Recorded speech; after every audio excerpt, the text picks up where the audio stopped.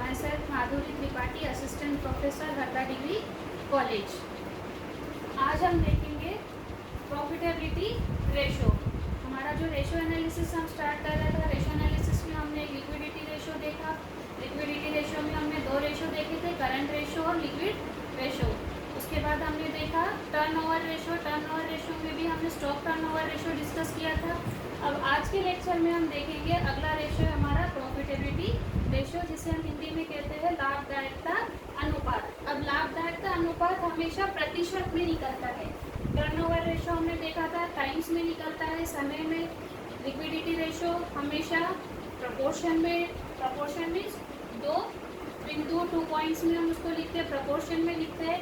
अब हम देखते हैं प्रॉफिटेबिलिटी रेशो, जिसको हम हमेशा किसमें फाइंड करेंगे, परसेंटेज में। अब प्रॉफिटेबिलिटी रेशो लाभदायकता अनुपात में आज हम 4 रेशो को डिस्कस करेंगे।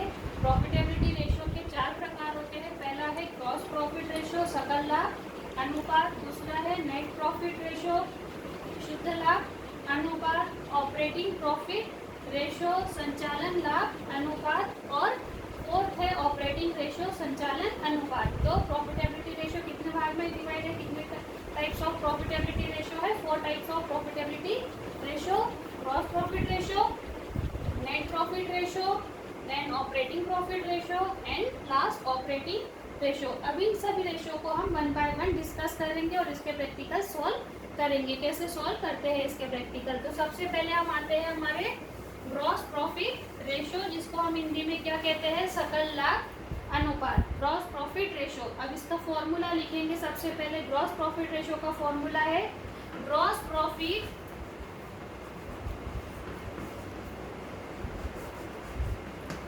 अपॉन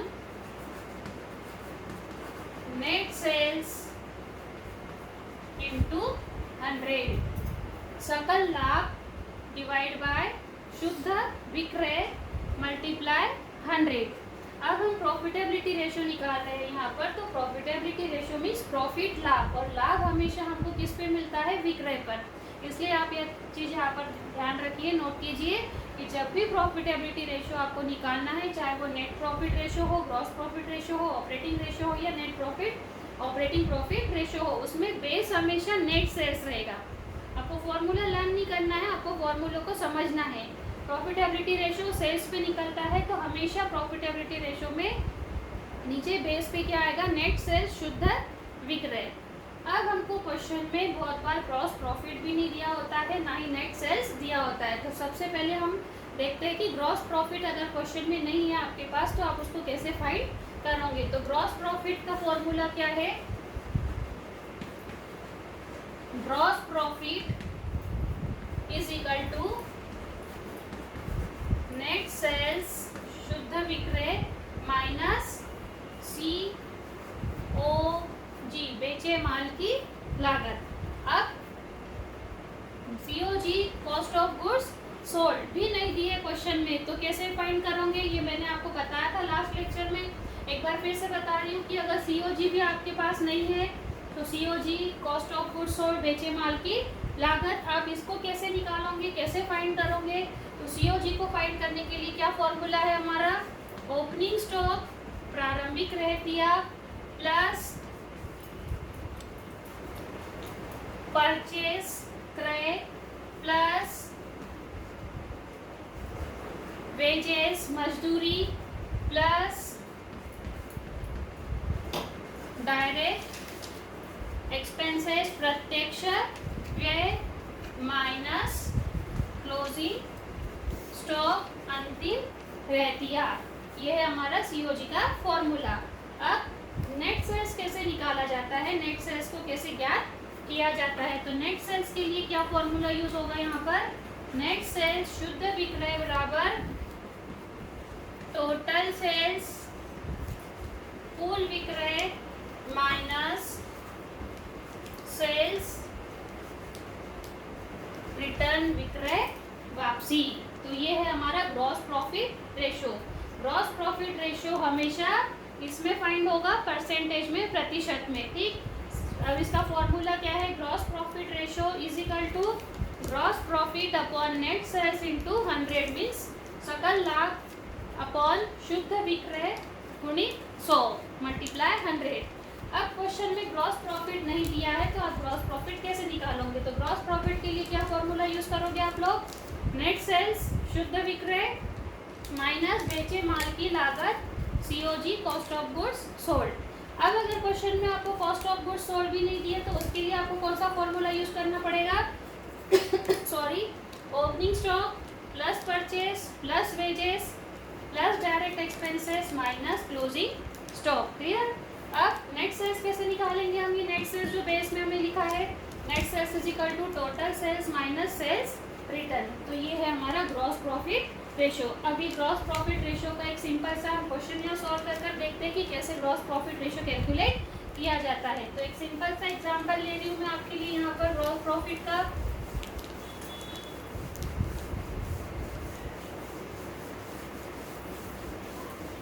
अब ग्रॉस प्रॉफिट रेशो के लिए आपको क्या क्या दिया है देखो, एक क्वेश्चन लेते हैं हम ग्रॉस प्रॉफिट रेशो का।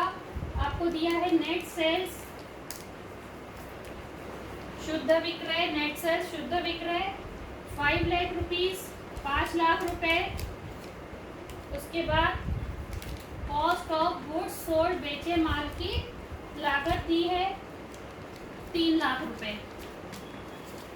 क्या क्या दिया है आपको? नेट सेल्स दिया है, शुद्ध विक्रय दिया है, बेचे माल की लागत कॉस्ट ऑफ गुड्स सोल्ड दिया है 3 लाख रुपए।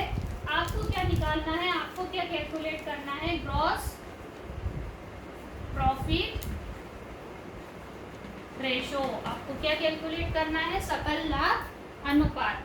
अब जैसे मैंने बताया था आपको लास्ट लेक्चर में कि हमको जो फॉर्मूला पूछा है, जो रेशो पूछा है, सबसे पहले आपको उसका फॉर्मूला लिख लेना है। तो हमको कौन सा रेशो पूछा है यहाँ पर? Gross profit ratio. तो हम सबसे पहले क्या करेंगे? ग्रॉस प्रॉफिट रेशो का फॉर्मूला लिखेंगे। क्या है ग्रॉस प्रॉफिट रेशो का formula? Gross profit upon net sales into 100। अब ग्रॉस प्रॉफिट आपको दिया है क्या क्वेश्चन में? नहीं दिया है। नेट सेल्स आपको दिया है क्वेश्चन में? हाँ, नेट सेल्स हमें दिया है, कितना है? 5 लाख। अब हमको क्या निकालना है? सबसे पहले यहाँ पर ग्रॉस प्रॉफिट। तो अब हम यहाँ पर ग्रॉस प्रॉफिट का फॉर्मूला यूज करेंगे। ग्रॉस प्रॉफिट, क्या फॉर्मूला यूज होगा यहाँ पर ग्रॉस प्रॉफिट के लिए? Net sales minus COG। तो हम फॉर्मूला लिखेंगे नेट सेल्स माइनस COG बेचे माल की लागत। नेट सेल्स कितना दिया है? 5 लाख माइनस COG 3 लाख। तो हमारा ग्रॉस प्रॉफिट कितना आया यहाँ पर? 2 लाख रुपए, ₹2 लाख। अब देखिए ग्रॉस प्रॉफिट मिल गया हमको। नेट सेल्स हमें दिया था क्वेश्चन में। ये दोनों अमाउंट हम फॉर्मूले में पुट करेंगे और हमको क्या मिलेगा? Gross profit ratio. तो अब हम फॉर्मूला यूज करेंगे। Gross profit 2 lakh, gross profit हमारा आया 2 लाख। नेट सेल्स आपको कितना दिया है? 5 लाख रुपीस। ये नेट सेल्स हमने लिखा 5 लाख मल्टीप्लाई 100। ठीक, अब इसको कैंसिल करेंगे। ये 3 0 कैंसिल, ये 2 0 कैंसिल। अब हम क्या करेंगे? 5 से इस 100 को डिवाइड करेंगे तो ये आ गया 20। क्लियर? अब 20 इंटू 2 कितना हुआ? 40। तो हमारा ग्रॉस प्रॉफिट रेशो कितना आया? 40%। किसमें लिखा देखो हमने रेशो को? परसेंटेज में, क्योंकि प्रॉफिटेबिलिटी रेशो हमेशा किस में शो होता है? परसेंटेज में शो होता है। तो ये एक हमने देखा simple question gross profit ratio का। फिर से ग्रॉस प्रॉफिट के लिए आपको क्वेश्चन क्या दिया है? एक नेट सेल्स दिया था आपको 5 लाख रुपीस, COG बेचे माल की लागत दी है 3 लाख रुपीस। आपको फाइंड क्या करना है? Gross profit ratio. Gross profit ratio find करना है तो जो रेशो हमें पूछा है सबसे पहले हम क्या करते हैं? उसका फॉर्मूला लिखते हैं। तो हमारा फॉर्मूला क्या है? Gross profit ratio is equal to gross profit upon net sales into 100। Clear? अब ग्रॉस प्रॉफिट आपको दिया है क्या क्वेश्चन में? नहीं दिया है। तो ग्रॉस प्रॉफिट के लिए क्या फॉर्मूला यूज होगा? नेट सेल्स माइनस COG, शुद्ध विक्रय माइनस बेचे माल की लागत। अब नेट सेल्स दिया है कितना है? 5 लाख, COG कितना है? 3 लाख। क्या आ गया? 2 लाख रुपीज आपका ग्रॉस प्रॉफिट, ग्रॉस प्रॉफिट आ गया हमारा 2 लाख रुपीस। अब हम यही अमाउंट फॉर्मूले में पुट करेंगे। हमारा जो ग्रॉस प्रॉफिट रेशो का फॉर्मूला है, gross profit 2 lakh upon net sales 5 lakh into 100। इसको सॉल्व किया तो हमारा ग्रॉस प्रॉफिट रेशो आया 40%। ये क्वेश्चन हमने देखा ग्रॉस प्रॉफिट का। एक और क्वेश्चन हम लेते हैं ग्रॉस प्रॉफिट रेशो का। पहले मैं आपको क्वेश्चन समझाती हूँ क्या क्वेश्चन दिया है।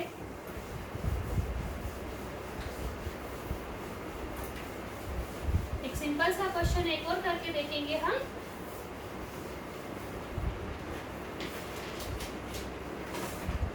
देखिए, एक कंपनी है, उस कंपनी की हमको कुछ डिटेल्स दी है। एक दिया है हमको net profit, net profit after tax. Company का नेट प्रॉफिट दिया है आफ्टर टैक्स ₹75,000। क्लियर। फिर आगे हमको दिया है इनडायरेक्ट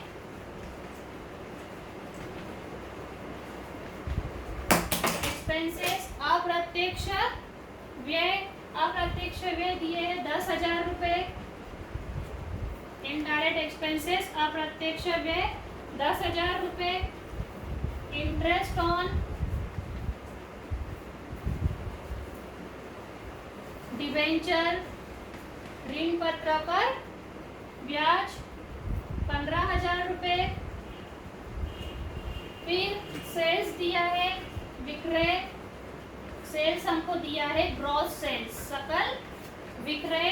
सेल्स दिया है 3,30,000। Then sales return,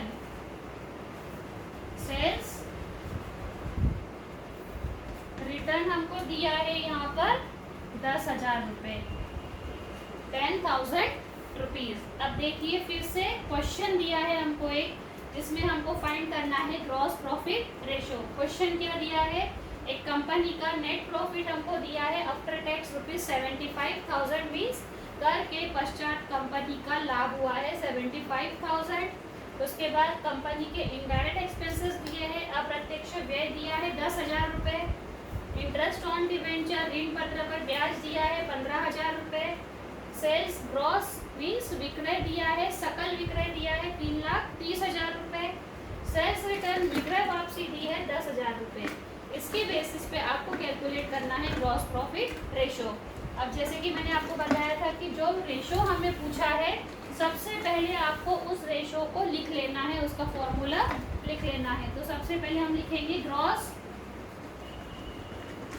profit ratio. क्या फॉर्मूला है ग्रॉस प्रॉफिट रेशो का, gross profit upon net sales into 100, सकल लाभ अपॉन कुल विक्रय मल्टीप्लाई बाय 100। अब देखो आपके पास ऊपर क्वेश्चन में ग्रॉस प्रॉफिट दिया है क्या, नहीं दिया है। नेट सेल्स दिया है क्या, नहीं दिया है। दोनों चीज हमको क्या करनी है, यहाँ पर फाइंड करनी है। तो सबसे पहले हम क्या फाइंड करेंगे यहाँ पर, नेट सेल्स, क्योंकि नेट सेल्स इजीली फाइंड हो जाएगा। सबसे पहले net sales is equal to sales शुद्ध विक्रय इज इक्वल टू विक्रय माइनस विक्रय वापसी, sales minus sales return. Sales कितना दिया है, देखो यहाँ पर आपको 3,30,000, ये हमने लिखा है यहाँ पर 3,30,000 माइनस सेल्स रिटर्न दिया है 10,000। ये सेल्स रिटर्न लिया हमने यहाँ पर 10,000, तो हमारा नेट सेल्स कितना आ गया 3,20,000, 3,20,000। क्लियर। 3,20,000 हमारा नेट सेल्स आ गया। अब हम निकालेंगे यहाँ पर ग्रॉस प्रॉफिट। जैसे कि मैंने आपको बताया था, ग्रॉस प्रॉफिट के लिए क्या फॉर्मूला यूज करोगे आप, sales net sales minus cost of goods sold. लेकिन आपके लिए यहाँ पर कॉस्ट ऑफ गुड्स सोल्ड नहीं दिया है, तब आप क्या बोलोगे कि ग्रॉस प्रॉफिट कैसे निकलेगा, सीओजी तो दिया ही नहीं हमारे पास। नेट सेल्स जरूर हमने निकाला है 3,20,000, लेकिन सीओजी तो हमको है ही नहीं, मिला ही दिया ही नहीं क्वेश्चन में। अब कैसे करेंगे, यहाँ पर हम दूसरे मेथड से ग्रॉस प्रॉफिट को कैलकुलेट करेंगे। देखो अब आपको क्या दिया है, नेट प्रॉफिट आफ्टर टैक्स दिया है, ठीक है, इनडायरेक्ट एक्सपेंसेस दिया है और इंटरेस्ट ऑन डिबेंचर्स दिए हैं।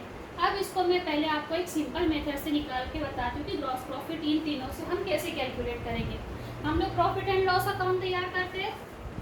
ये हमने बनाया एक सिंपल रफ में format profit and loss account का, ठीक है। ये प्रॉफिट एंड लॉस अकाउंट है हमारा, एक रफ बनाया है हमने यहाँ पर। प्रॉफिट एंड लॉस अकाउंट में डेबिट में हम सारा एक्सपेंसेस लिखते हैं, क्रेडिट में सारी इनकम लिखते हैं, और जो डिफरेंस आता है, अगर डिफरेंस डेबिट में आ रहा है तो प्रॉफिट रहेगा, डिफरेंस क्रेडिट में आ रहा है तो क्या रहेगा, वो आपका लॉस। और जो ट्रेडिंग अकाउंट का ग्रॉस प्रॉफिट आता है वो हम कहाँ लेते हैं, net profit and loss account के क्रेडिट में। तो यहाँ पर हमको क्या लिखना चाहिए था, ग्रॉस प्रॉफिट। अब हमको ग्रॉस प्रॉफिट नहीं दिया है, लेकिन हमको इनडायरेक्ट एक्सपेंसेस दिए जो हम कहाँ लिखते हैं, प्रॉफिट एंड लॉस अकाउंट के डेबिट साइड में। तो हम भी कहाँ लिखेंगे, प्रॉफिट एंड लॉस अकाउंट के डेबिट में लिखेंगे इनडायरेक्ट एक्सपेंसेस 10,000, क्लियर। उसके बाद इंटरेस्ट ऑन डिबेंचर पेड, ऋण पत्र पर हमने ब्याज दिया, ये भी हम डेबिट में लिखते हैं। तो कहाँ लिखेंगे, इंटरेस्ट ऑन डिबेंचर्स 15,000 रुपये। उसके बाद net profit after tax, profit आया है हमारा टैक्स के बाद का, तो ये प्रॉफिट भी हम कहाँ लिखते हैं, प्रॉफिट एंड लॉस अकाउंट के डेबिट में लिखते हैं। तो नेट प्रॉफिट 75,000, ये हो गया हमारा प्रॉफिट एंड लॉस। अब हम जब भी कोई भी अकाउंट जब हम बनाते हैं तो हमारी debit is equal to credit आनी चाहिए। अब यहाँ पर ग्रॉस प्रॉफिट नहीं है हमारे पास, लेकिन हमारे पास डेबिट के सारे आइटम दिए हैं, हमने सारी एक्सपेंसेस को लिख लिया है। तो अब इसकी जो टोटल रहेगी वो क्या रहेगा, हमारा ग्रॉस प्रॉफिट। तो हमारी टोटल कितनी आ रही है यहाँ पर देखो, 550 कैरी 1 7 8 9 10। हमारा ग्रॉस प्रॉफिट कितना आया यहाँ पर, 1 लाख रुपीज़। तो हमारा ग्रॉस प्रॉफिट क्या आया, 1 लाख रुपीज़। अब यही चीज़ हम आप फॉर्मूले से सॉल्व करेंगे ग्रॉस प्रॉफिट का। क्लियर हुआ आपको, प्रॉफिट एंड लॉस अकाउंट से हमने ग्रॉस प्रॉफिट कैसे कैलकुलेट किया है। क्योंकि ट्रेडिंग अकाउंट जब भी हम बनाते हैं तो हमको ग्रॉस प्रॉफिट मिलता है, और ये ग्रॉस प्रॉफिट हम कैरी करते हैं प्रॉफिट एंड लॉस अकाउंट के क्रेडिट में। तो अब यहाँ पर हमने ग्रॉस प्रॉफिट लिख लिया है, दिया नहीं है हमको, ये हमने कैलकुलेट किया है। प्रॉफिट एंड लॉस अकाउंट के डेबिट में सारे एक्सपेंसेस लिखते हैं, तो हमको यहाँ पर 2 एक्सपेंसेस दिए हैं जो प्रॉफिट एंड लॉस अकाउंट में शो होते हैं। तो हमने प्रॉफिट एंड लॉस अकाउंट के डेबिट में दोनों एक्सपेंसेस लिख लिया। उसके बाद ये नेट प्रॉफिट आफ्टर टैक्स हम प्रॉफिट एंड लॉस अकाउंट के डेबिट में लिखते हैं, ये नेट प्रॉफिट हमने लिख लिया। अब इन तीनों के टोटल को हम क्या बोलेंगे, ग्रॉस प्रॉफिट। क्लियर हुआ। अब इसी को मैं एक फॉर्मूले से सॉल्व करके बताती हूँ आपको। देखो,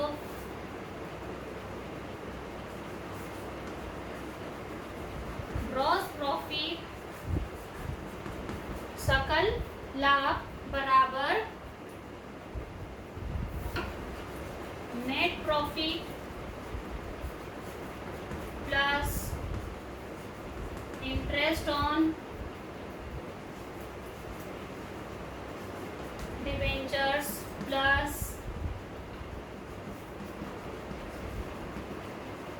इनडायरेक्ट एक्सपेंसेस। अब नेट प्रॉफिट कितना दिया है हमारा, 75 प्लस इंटरेस्ट 10,000 प्लस डिबेंचर्स 15,000। तो टोटल कितना हो गया, ये 1 लाख आया इक्वल। हमने प्रॉफिट एंड लॉस अकाउंट का स्टेटमेंट बनाया तो भी 1 लाख ग्रॉस प्रॉफिट आया, और फॉर्मूले से किया तो भी ग्रॉस प्रॉफिट कितना आया आपका, 1 लाख रुपीज़। अब हमारे पास ग्रॉस प्रॉफिट आ गया 1 लाख रुपीज़। नेट सेल्स हमने कैलकुलेट कर लिया 3,20,000। अब हम दोनों को फॉर्मूले में अमाउंट पुटअप करेंगे। Net profit gross profit 1 lakh upon 3,20,000 into 100।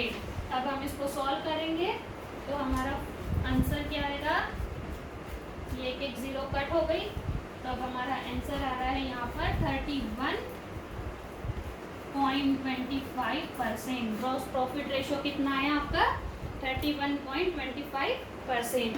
ये था हमारा ग्रॉस प्रॉफिट रेशो, ठीक है। अब आप बुक में जो क्वेश्चंस दिए हैं उसको सॉल्व कर कर देखिए। सिंपल ऐसे ही क्वेश्चंस दिए हैं बुक में। अगर आपको कहीं पर भी डाउट आता है तो आप बिल्कुल मुझे पूछ सकते हो, कांटेक्ट कर सकते हो मेरे से।